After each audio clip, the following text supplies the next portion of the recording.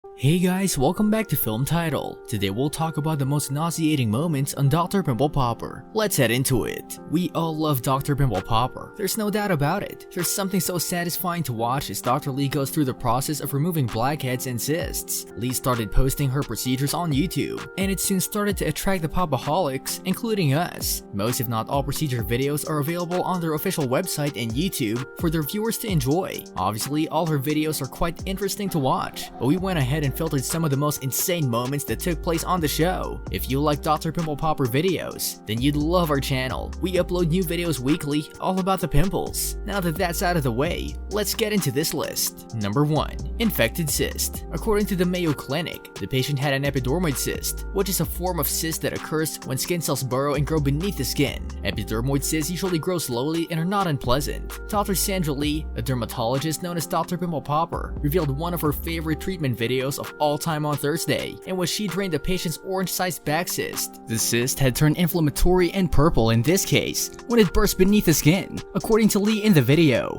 Despite the fact that the cyst isn't diseased, Lee says she refers to burst cyst in this manner since it's the simplest way to describe what's happened to patients. When an epidermoid cyst ruptures, it triggers a strong foreign body inflammatory reaction. Lee wrote in the video's caption, "The skin becomes warm, tender, painful, and swells, imitating an abscess." Lee recommended that the patient use a warm compress to the irritated cyst for 2 days to relieve the irritation. Lee then injected a numbing medication into the back cyst in her office. She poked the cyst with a little blade, and liquid pus and blood poured out of its center like a cascade. Lee pressed her finger above the incision she'd made, and the growth poured even more pus and blood. She exclaimed, "Gosh, it wants to come out." The cyst size began to decrease as the pus continued to drain for another 5 minutes. This treatment procedure, according to Lee, relieves pain and inflammation nearly instantly, and antibiotics aren't required after the cyst is emptied. Lee made a few more small cuts to allow more pus pockets to drain from the tumor, and her assistant gently kneaded the region with her fingertips to encourage the liquid to drain. To collect extra fluid, Lee placed a thin strip of gauze in the openings of the incisions she made. Excess fluid can cause an infection if left, she noted. She informed the patient to return in a few days to check on the incision, and that as the cyst inflammation decreased, she should start to feel less pain and suffering. Number 2. Big grapefruit-sized lumps. Roger has been dealing with 2 grapefruit-sized lumps on his nose for almost 11 years. Roger reported that the bulge began as a sore on his nose that became infected in a video he submitted to Dr. Lee. It has increased throughout time, but it peaked in the previous 3 years. Dr. Sandra Lee has been quarantined at home, but that hasn't prevented her from caring for her patients. Lee has been helping her patients understand what they've been going through via video call. Roger was one of the patients she was surprised to meet, despite the fact that she had helped many others. Roger had learned to use his left hand because his right hand was constantly occupied with making sure the lumps didn't get in the way of eating and speaking. Roger further said that he now breathes through his lips since the tumor covered his nostrils and prevents him from breathing through them. Roger's brother was quick to point out that the lumps have made an impact on his life,